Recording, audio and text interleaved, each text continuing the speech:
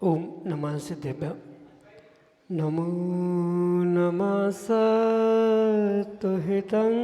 कराय वीराय भव्याम्बुजभास्कराय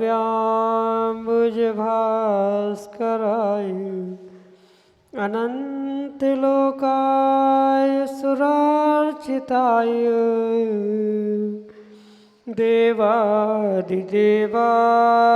नमो जिनाय देवादिदेवाय नमो जिनाय।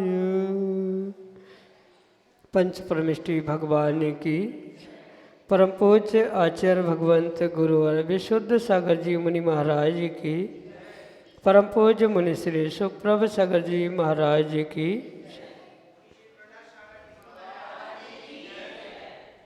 समीचीन विकल्पों का सम्यक समाधान। सम्यक ज्ञान की वह अनूठी विधा जो निश्चित ही हमारे मन को निर्विकल्पता की ओर ले जाने वाली है, क्योंकि मन की निर्विकल्पता ही आत्मा का वास्तविक सुख है।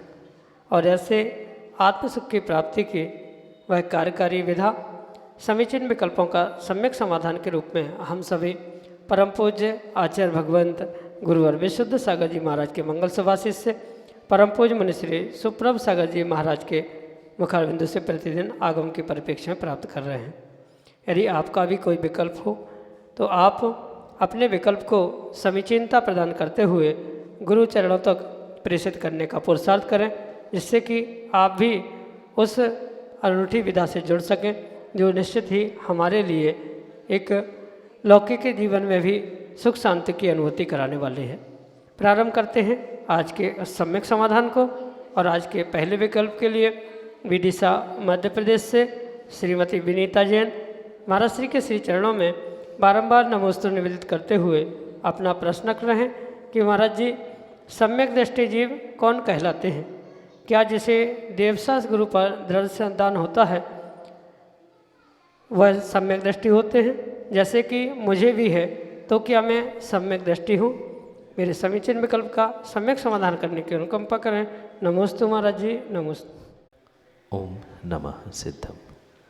परम पूज्य आचार्य भगवान गुरुवर विशुद्ध सागर जी महाराज की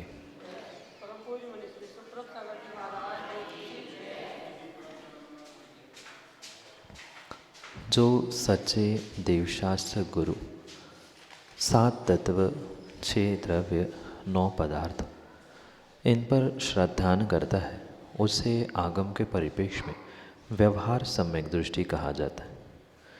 निश्चय से जिसके 7 प्रकृतियों का क्षय, क्षयोक्षम या उपशम होता है, ऐसे जीव को कर्णानियों की अपेक्षा से सम्यक दृष्टि कहा जा सकता है। क्योंकि व्यवहार, निश्चय, कर्णानियोग, द्रव्यानियोग आदि अनेक अपेक्षाओं से सम्यक दृष्टि की अनेक परिभाषाओं को समझना परम आवश्यक होता है। तभी जीव वास्तव में अपने सम्यक दृष्टि या मिथ्या दृष्टि होने का प्रमाण पत्र प्राप्त कर सकता है। सम्यक दृष्टि जीव के लिए किसी भी प्रकार से कोई बहिरंग थर्मामीटर जैसा साधन नहीं है जो आपके सम्यक दर्शन को नाप ले। कितने अंशों में सम्यक दर्शन है कि भी नहीं है, ये नापने के लिए जीव को मात्र उनके स्वयं के भावों की परिणति, परिणाम, श्रद्धा, विश्वास आदि के निमित्त से ही ये तय किया जा सकता है। अन्य किसी भी प्रकार से या बहिरंग साधनों से ये निश्चित करना संभव नहीं होता कि अमुक व्यक्ति या आप स्वयं भी सम्यक दृष्टि है नहीं है। ये समझते हुए ही हम इस बात का निर्णय करें कि अगर वास्तव में हमें सच्चे देवशास्त्र गुरु के प्रति ऐसा ही रुझान है और पूर्ण रूप से उस आज्ञा सम्यक का पालन हम करते हैं, तो व्यवहार से सम्यक दृष्टि अपने आप को स्वीकार करना, इसमें कोई भी भूल, कोई भी गलती नहीं है। पर निश्चय से कर्म का क्या परिणमन चल रहा है, अंतरंग में हमारी परिणति क्या है, ये तो मात्र केवल ही भगवान ही जान सकता है कि कुछ अंशों में हम स्वयं जान सकते। इसलिए अगर हमें अपने आप पर विश्वास है, हमें अपने श्रद्धा पर विश्वास है कि मैं जिस देवशास्त्र गुरु को सच्चा देवशास्त्र गुरु हुए मान रहा हूँ और उसको मानने से मैं सम्यक दृष्टि बन सकता हूँ, अगर ये निर्णय आपके पास है तो आप व्यवहार सम्यक दृष्टि हो, इसमें कोई भी शंका, कोई भी विकल्प करने की आवश्यकता है। और मैं तो कहता हूँ कि ज़रूरी नहीं है कि निश्चय से हम क्या है, कैसे है, करणानियों के अपेक्षा से कर्मों का क्षय, क्षयोक्षम आदि क्या कैसा है, ये भिन्न विषय है। हम व्यवहार से सच्चे देवशास्त्र गुरु को मानते हैं, उन पर श्रद्धा करते हैं, उनकी आराधना करते हैं, उन्होंने कहे हुए तत्वों पर विश्वास करते हैं, तो हम सम्यक दृष्टि है ये हमें व्यवहार से स्वीकार करना ही होगा। तो ही हम कर्मों की निर्जरा आदि को प्राप्त करते हुए हमारी क्रियाओं के द्वारा, धर्म की क्रियाओं के द्वारा विशेष फल को प्राप्त कर सकते। इसलिए अगर आपको सच्चे देवशास्त्र गुरु पर अकाट्य श्रद्धान है, उन्होंने कहे हुए प्रत्येक शब्द, प्रत्येक पंक्ति पर आपको विश्वास है, तो आप नियम से सम्यक दृष्टि हो, व्यवहार अपेक्षा से, और उसे ऐसा ही स्वयं को स्वीकार करना, इसमें कोई भी दोष नहीं है। यही आपके लिए सम्यक समाधान। आलोक जैन, गाड़रवारा, मध्य प्रदेश से अगले समीचीन विकल्प के लिए। गुरुदेव, प्रतिक्रमण दिन में 3 बार ही क्यों करना चाहिए? जब श्रावक व्यक्ति या जीव 24 घंटा पाप कर सकता है, तो 3 बार प्रतिक्रमण करने में क्या हर्ज है? जितनी बार अपने किए हुए दोषों की आलोचना पश्चाताप भावों के साथ जीव करता है, उतने ही वह अपने जीवन की आत्मा की शुद्धि को प्राप्त होता है। और आगम में दिगंबर मुनिराजों के लिए ये 3 बार प्रतिक्रमण का विधान कहा है। वैसे प्रतिमाधारी श्रावकों के लिए भी 2 बार प्रतिक्रमण करना ये अनिवार्य हुआ करता। निर्ग्रंथ मुनिराज दिन भर में हुए प्रतिक्रमण, दिन भर में किए गए पापों के लिए दैवसिक प्रतिक्रमण करते हैं, जो दिन के अंतिम समय में होता है, और रात भर में हुए जो गलतियां हैं, दोष है, उन प्रमाद आदि के माध्यम से लगे हुए दोषों से बचने के लिए सुबह होने से पूर्व, मतलब रात्रि के अंतिम प्रहर और सुबह के पहले प्रहर में प्रतिक्रमण करते। ये 2 प्रतिक्रमण तो दैवसिक और रात्रिक रूप में प्रतिदिन में वह लगे हुए दोषों से बचने के लिए करते हैं। उसके अलावा भी दिन में आहारचर्या के उपरांत वह एक इरियापथ प्रतिक्रमण करते, जिसके माध्यम से वह आहारचर्या के निमित्त से जो भी दोष, जो भी गलती, जिन भी जीवों की विराधना उन मुनिराजों के निमित्त से हुई है, उस दोषों से बचने के लिए वह तीसरा प्रतिक्रमण, इरियापथ प्रतिक्रमण भी दिन में आहार के बाद में करते हैं। इस प्रकार से वे कम से कम 3 बार प्रतिक्रमण करते हुए दिन भर की अपनी चर्या में लगे हुए दोषों को दूर करने का, प्रक्षालित करने का प्रतिदिन प्रयास करते हैं, जिसके माध्यम से हुई गलतियाँ, हुई भूल, हुआ प्रमाद पूर्ण रूप से नष्ट होने की संभावना है। कृति कर्मों में भी मुनिराजों के बिल्कुल यही व्यवस्था समझाई है। वह 28 मूलगुण, 28 कृति कर्म, पापों का प्रक्षालन आदि के निमित्त से निर्ग्रंथ मुनिराज दिन में 3-3 बार प्रतिक्रमण करते हैं। व्रती श्रावकों को भी कम से कम 1 बार, या प्रतिमा अधिक है तो 2 बार प्रतिक्रमण करना आवश्यक नहीं, अनिवार्य ही हुआ करता है। यही आपके लिए सम्यक समाधान। श्रीमती रुचि जैन, गाड़रवारा, मध्य प्रदेश से अगले समीचीन विकल्प। महाराज श्री के चरणों में 3 बार नमोस्तु नमोस्तु नमोस्तु भगवान। महाराज श्री, मेरा यह प्रश्न है कि जैन शास्त्रों के अनुसार हस्तरेखाएं, राशिफल या ग्रहों का हमारे जीवन पर क्या प्रभाव पड़ता है, और इसके लिए हमें क्या करना चाहिए? तो किस जैन शास्त्र में इसका उल्लेख है? नमोस्तु भगवान। करलक्षण जैसे कई सारे ग्रंथ हैं जहाँ आचार्य भगवंतों ने हस्तरेखा, ज्योतिष, कुंडली, मुहूर्त आदि आदि के निमित्त से इन लक्षण शास्त्रों को समझाने का प्रयास किया। अनेक प्रकार का निमित्त हमारे जैनाचार्यों में आगम ग्रंथों में प्रदान किया है। उन निमित्त ग्रंथों में ये हस्तरेखा, चेहरा, शरीर का अंग, अवयव, इनके माध्यम से होने वाले भविष्य को, बीते हुए भूत को समझाना, इसे लक्षण शास्त्र कहा। और ऐसे अनेकानेक लक्षण शास्त्र आगम में आचार्य भगवंतों ने सभी की श्रावकों के लिए और साधुओं के लिए प्रदान किए।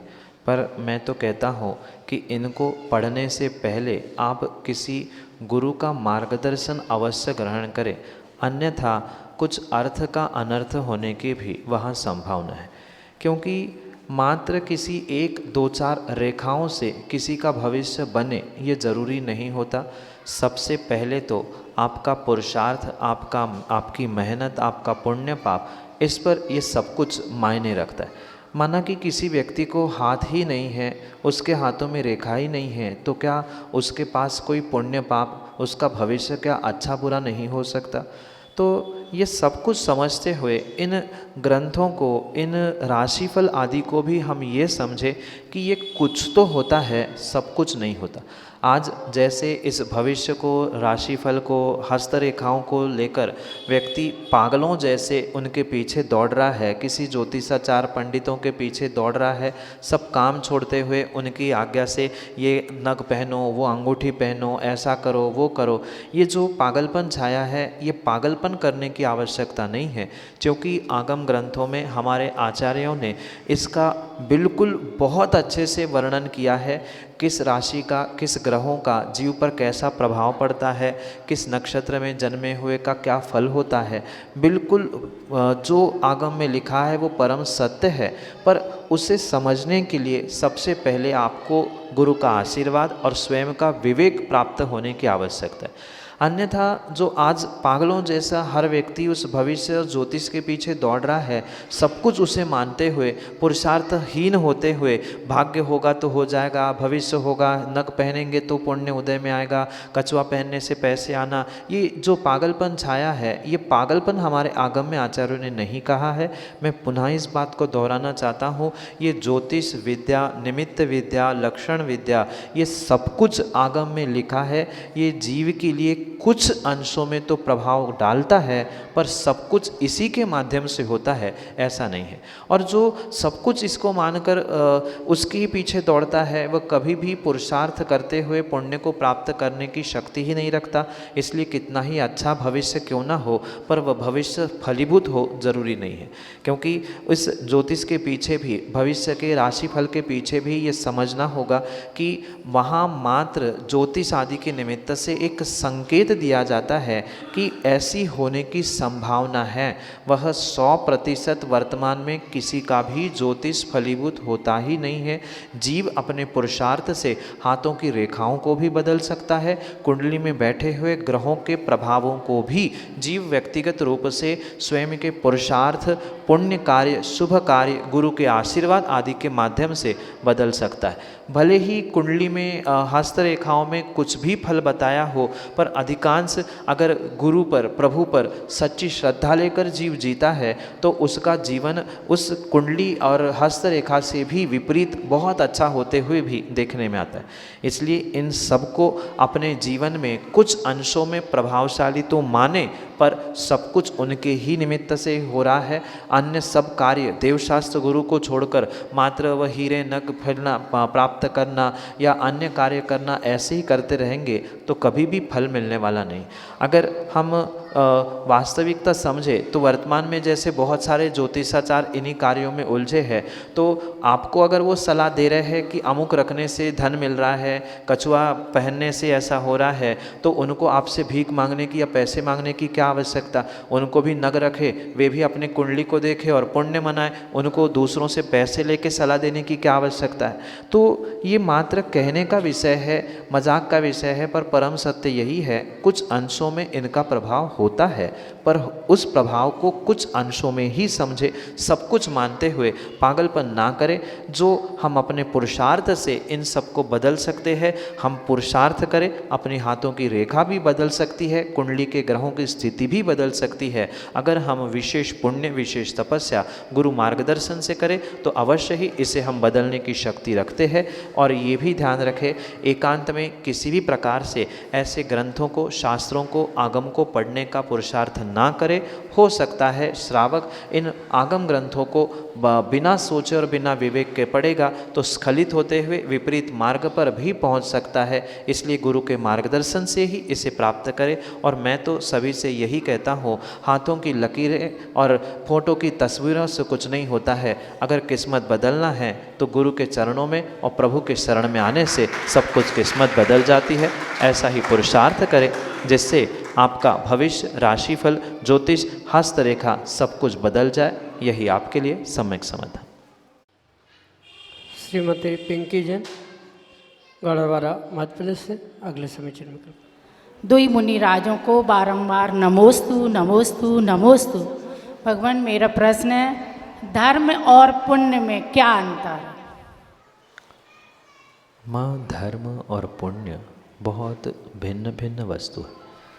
धर्म के निमित्त से जो जीव कर्मों का आश्रय करता है, जो शुभ रूप होते हैं, आपको सुख रूप प्राप्त होते हैं, उन कर्मों को पुण्य कर्म या पुण्य कहा जाता है। एक साध्य है, एक साधन है, एक निमित्त है, एक उसके निमित्त से होने वाला कार्य है।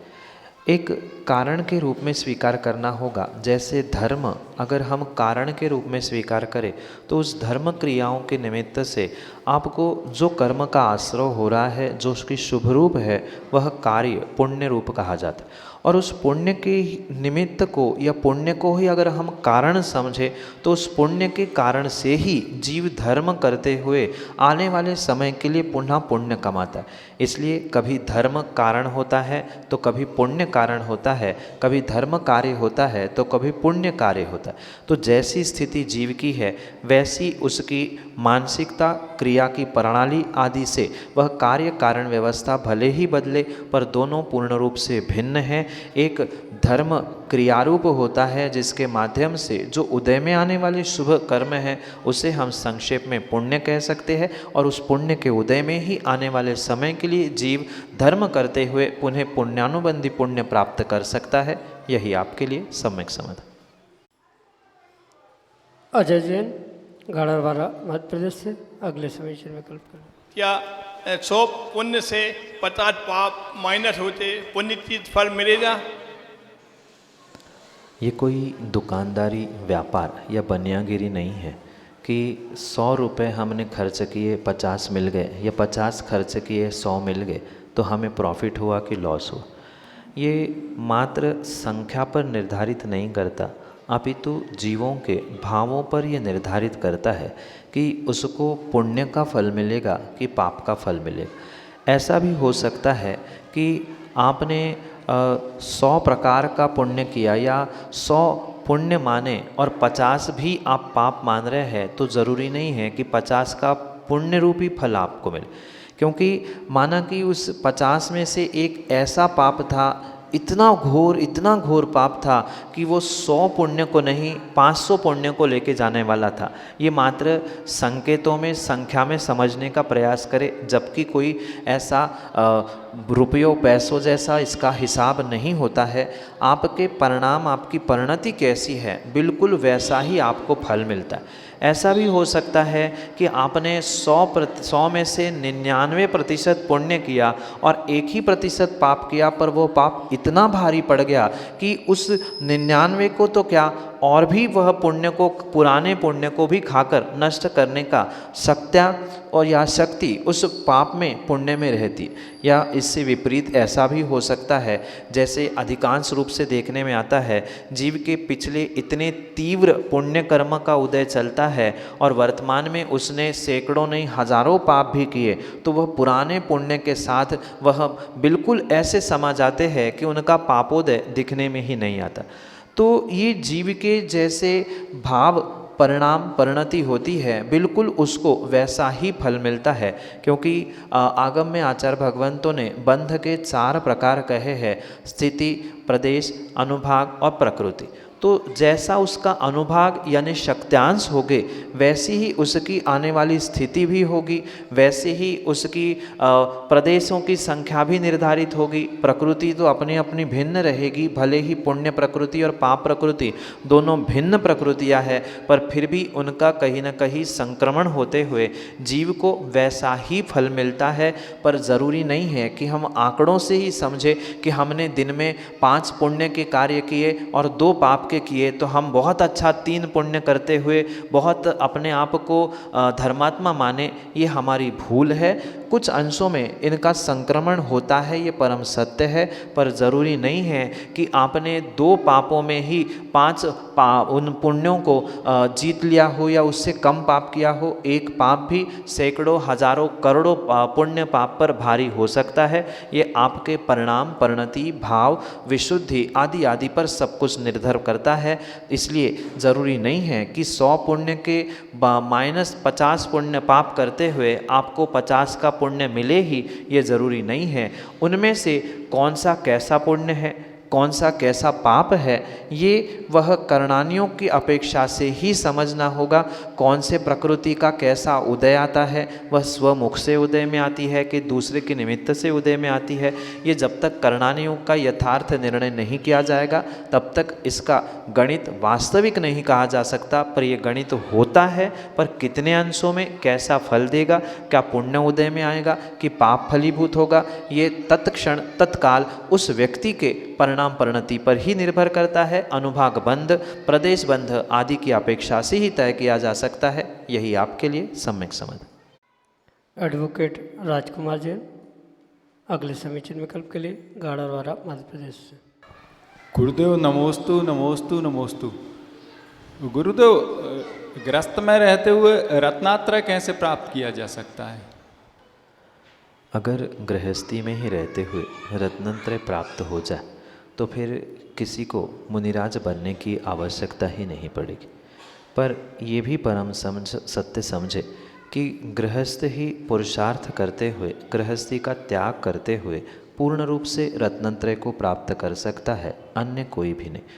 पर ये भी साथ में समझे कि गृहस्थी में रहते हुए वह गृहस्थ कभी भी रत्नत्रय को प्राप्त कर नहीं सकता। हाँ, उसमें से सम्यक दर्शन और सम्यक ज्ञान, इसको तो वह अवश्य ही प्राप्त कर सकता है। एक देश चारित्र, जो सम्यक चारित्र का छोटा भ्राता, छोटा भाई कहा जा सकता है, उसे भी आप घर में गृहस्थी में प्राप्त कर सकते हैं। जैसे अणुव्रत है, उनको प्राप्त कर सकते हैं। प्रतिमाओं का स्वरूप जो 11 प्रकार की प्रतिमा, 12 प्रकार के व्रत आदि कहे हैं, उनको भी आप गृहस्थी में प्राप्त करते हुए रत्नत्रय की प्राप्ति का पुरुषार्थ तो कर सकते हैं। पर रत्नत्रय की पूर्ण प्राप्ति उस मात्र गृहस्थावस्था में नहीं, अपितु उसके उपरांत ही होती है। जब ये मध्य की स्थिति होती है, मतलब गृहस्थी छोड़ना और रत्नत्रय को प्राप्त करना, ये जो बीच की स्थिति होती है, उसी अवस्था में वह रत्नत्रय की पूर्ण प्राप्ति होगी। पर गृहस्थ में रहते रहते भी आप रत्नत्रय की प्राप्ति की पुरुषार्थ भी कर सकते हैं, उसकी भावना भी भा सकते हैं। प्रतिदिन भावना भाना कि मैं भी रत्नत्रय को धारण करूं, ऐसी भावना के साथ सम्यक दर्शन सम्यक ज्ञान को तो अवश्य ही प्राप्त करें। और देश व्रत, अणुव्रत, दिग्व्रत आदि के माध्यम से जो 12 व्रत कहे हैं श्रावकों के लिए, वो धारण कर सकते हैं। या कम से कम उन 5 अणुव्रतों को धारण करते हुए हम एक देश चारित्र को ग्रहण करते हुए कुछ अंशों में रत्नत्रय की प्राप्ति का पुरुषार्थ भी कर सकते हैं, गृहस्थावस्था में भी। यही आपके लिए सम्यक समझ। स्मृति जैन गाड़रवाड़ा मध्य प्रदेश से अगले समीचीन विकल्प के लिए। मुनिद्वय के चरणों में त्रिबार नमोस्तु नमोस्तु नमोस्तु। महाराज श्री, मेरा प्रश्न है कि हमारे जीवन काल में कितनी बार पर्याय बंध होता है और हम ऐसे क्या कर्म करें कि हमें पुनः पर्याय शिरोमणि जैन धर्म में पुनः पर्याय प्राप्त हो। नमोस्तु।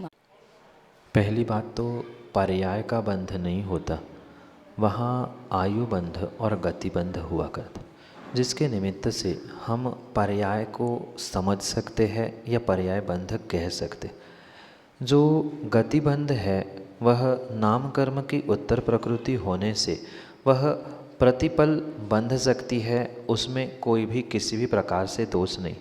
पर जो आयु बंध है, जो कि कर्मों की मूल प्रकृति रूप आयु को स्वीकार किया जाता है, वह जीवन में मात्र और मात्र 8 बार ही वह जीवन उस आयु बंध को प्राप्त करने का मौका जीव को मिलता है।